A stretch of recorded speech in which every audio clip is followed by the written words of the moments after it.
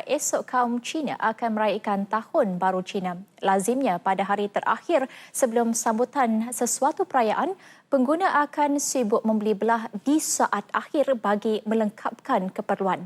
Perancangan kewangan yang betul akan membantu pengguna berbelanja secara berhemah.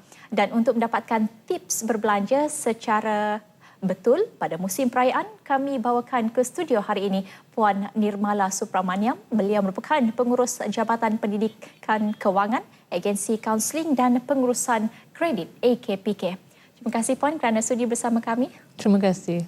Baik, seperti kita tahu semua jenis perayaan akan menghadapi masalah kewangan. Tetapi kalau boleh Puan kongsikan kepada kami tips yang betul untuk menghadapi musim perayaan ini. Okey. Pertama sekali ni perayaan ni bukan kecemasan ya. So jadi seperti yang kita dah tahu ya, setiap tahun memang kita akan ada perayaan tu ya, dan setiap tahun kita akan meraihkan perayaan tu. Jadi kalau tahun ni dah habis, patutnya kita dah mula untuk perancangan tahun depan dah. Kita ada masa dalam setahun ni ya. So jadi apa yang kita kena buat? Kita kena buat satu senarai semakan ya. Kita kena buat satu checklist.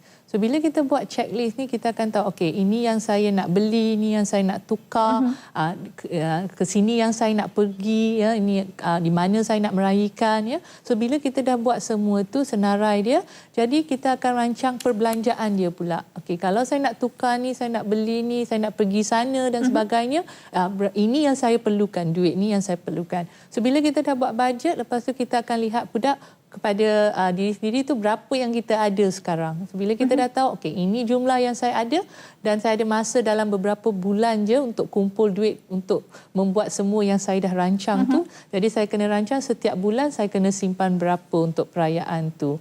So, bila sampai dah dekat dengan waktu perayaan, kita kena tengok balik senarai semakan dan sebagainya. Okey, cukup tak duit tu dah? So, kalau tak cukup, that means saya dah kena kurangkan sedikit perbelanjaan yang mungkin boleh saya elakkan tu. Atau potong barangan. Potong barangan. Ya. Potong-potong mana yang bolehlah tu ya. So ini kalau lepas tu then kita akan buat bajet, buat senarai. So terutama sekali di mana kesilapan dia bila kita pergi membeli belah ya.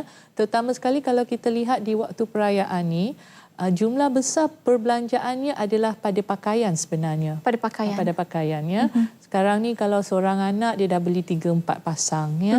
Satu pasang pun dah lebih dalam RM100. So kalau dalam tu jumlah besarnya selalu kepada pakaian. So jadi kalau pakaian ni satu yang boleh kita rancang lebih awal ya. Dia tak basi, dia tak rosak dan sebagainya ya. So jadi daripada awal tahun kita dah boleh buat perancangan. Okay. Dan kalau duit tu tak cukup, di sinilah juga yang boleh dikurangkan ya. Di sinilah juga yang boleh dikurangkan sebab yang perlu satu pasang ya. So jadi kalau memang duit tak cukup dan tak ada yang dirancang tu tak dapat nak dicapai, jadi boleh kita kurangkan atau kat guna sini. Semula yang tahun lepas juga boleh digunakan. Tapi agak sensitif bagi setengah orang kalau kita ya, kita minta dia guna semula ya. Sebab memang dia dah rancang, tapi boleh beli baju yang baru tapi kita beli yang dengan yang kos yang lebih murah. Dia ada yang mahal, ada yang murah ya. So kita boleh buat pilihan tu. Dan lepas tu nak merancang untuk perjalanan balik ya. Perjalanan balik, so kita dah rancang nak balik kampung, pilihlah masa yang sesuai ya. Seperti yang kita tahu kesesakan di highway dan sebagainya memang di waktu perayaan, terutama sekali kalau perayaan tu dalam ada cuti yang panjang macam esok ya, kita ada 4 hari. Jadi termasuk Sabtu dan Ahad. Termasuk Sabtu dan Ahad. Jadi mungkin jalan jam tu agak dia lebih teruk ya. So jadi apa yang perlu buat? Okey, kena periksa keadaan kenderaan. Kalau kenderaan rosak di waktu perjalanan ni, bayangkan kos pembaikan dia. Sebab semua orang pun bercuti kan. So kedai pun tutup. Jadi kalau anda nak panggil dia, memang kos dia berlipat kali ganda. Ya, dia akan charge lebih tinggi ya. So jadi kat sini pun kita dah merancang lebih awal dan lebihlah selamat dan menjimatkan bila kita nak sampai. Lepas tu dari segi kalau nak guna pengangkutan awam, digalakkan berancang lebih awal juga. Kalau last minute nak pergi cari tiket dan sebagainya, tiket dah habis, kita akan cari orang yang menjual tiket tu 2 kali ganda, 3 kali ganda. So yang ni yang boleh kita elakkan kalau kita rancang lebih awal ya. Dan satu lagi tu perbelanjaan makanan dan sebagainya. So kalau kita dah tahu sebenarnya berapa orang yang datang dan ataupun ke mana kita nak pergi, then kita boleh merancang pembelian makanan tu supaya tiada pembaziran. Kadang-kadang kita rancang, kita buat confirmation, okey dalam 10 orang ke 20 orang, kalau kita tak buat tu kita agak-agak, saya dah panggil satu kampung ni datang rumah. Tapi kalau pada masa tu anda beli untuk satu kampung makanan tu dan semuanya tak datang, pembaziran juga sebab makanan tak boleh disimpan lama ya. Betul. So kalau kita rancang dengan siapa tetamu yang akan datang sebenarnya, berapa lebih kurang, at least kita boleh buat anggaran supaya tiada pembaziran di waktu Betul. tu. Baik, setiap perancangan yang dibuat saya rasa itu adalah bagus, tetapi kita tidak dapat nafikan berlakunya masalah di saat-saat akhir. Betul. Ada yang berkata kalau kita bekerja susah untuk kita memenuhi masa sehinggalah di saat akhir. Dan bagaimana kalau beli belah di saat akhir atau membeli barang keperluan di saat akhir? Adakah itu baik ataupun sebaliknya? Ini memang sebaliknya. Sebab kalau di waktu akhir, macam dah kata, masa dah suntuk tu. So, bila masa dah suntuk, kita tergesa-gesa. Bila kita tergesa-gesa ni, keputusan yang dibuat memang tak akan yang keputusan yang terbaik. Sebab kita dah nak kejar masa. Ya. Nak naik bas, masa tu baru nak pergi shopping last minute. Memang kita akan pilih yang pertama kali yang the first thing yang kita nampak. Barang yang pertama yang kita lihat kita akan ambil. Kita tak ada masa nak buat perbandingan harga, perbandingan kualiti dan sebagainya. So nak dikatakan memang ramai daripada kita ni bekerja, ya. Nak cari masa untuk membeli belah agak sukar. Tapi sekarang ni kita ada pembelian secara online yang anda boleh buat dengan selesa kat rumah. So mungkin boleh bagi mereka yang terlalu sibuk dan sebagainya, mungkin boleh pilih kepada alternatif yang ini. Dan satu lagi tip, kalau nak membeli belah tu, jangan membeli belah di waktu perut lapar.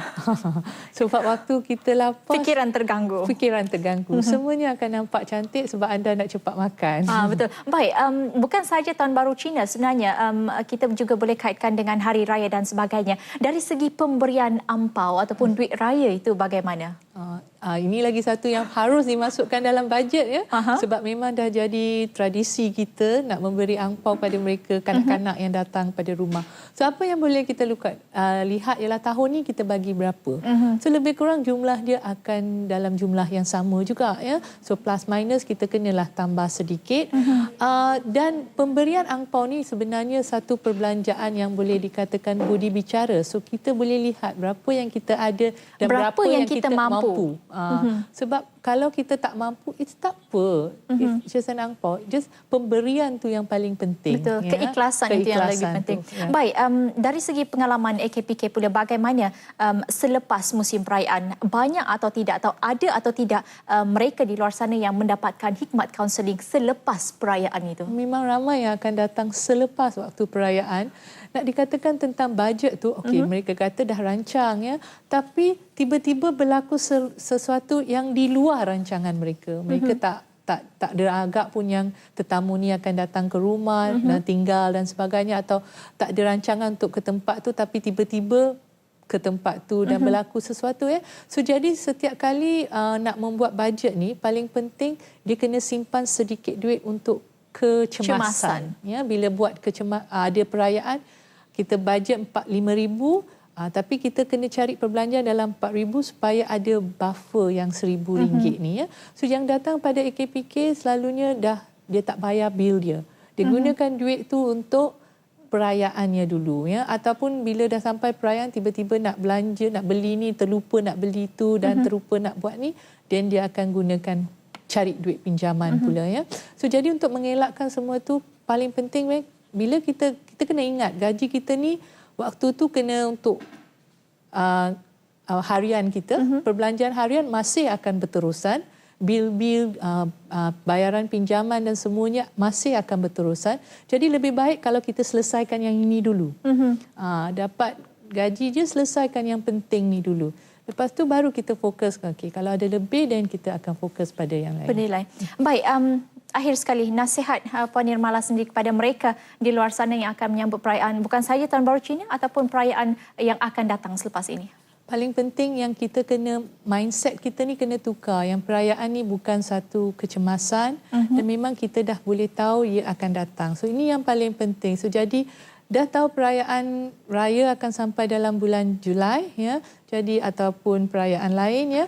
So kita dah tahu masa je, jadi kita kena buat perancangan, itulah yang paling penting. Okay, dah buat perancangan tu, nak mengikut tu lagi susah. Ya, jadi kita harus mendisiplinkan diri supaya kita ikut. Sebab perayaan ni ialah satu masa di masa kita sebenarnya fokusnya kita nak bergembira dengan keluarga, ya. So bukan pada duit yang dibelanjakan tu, sebenarnya ialah masa yang dibelanjakan. Masa yang dibelanjakan.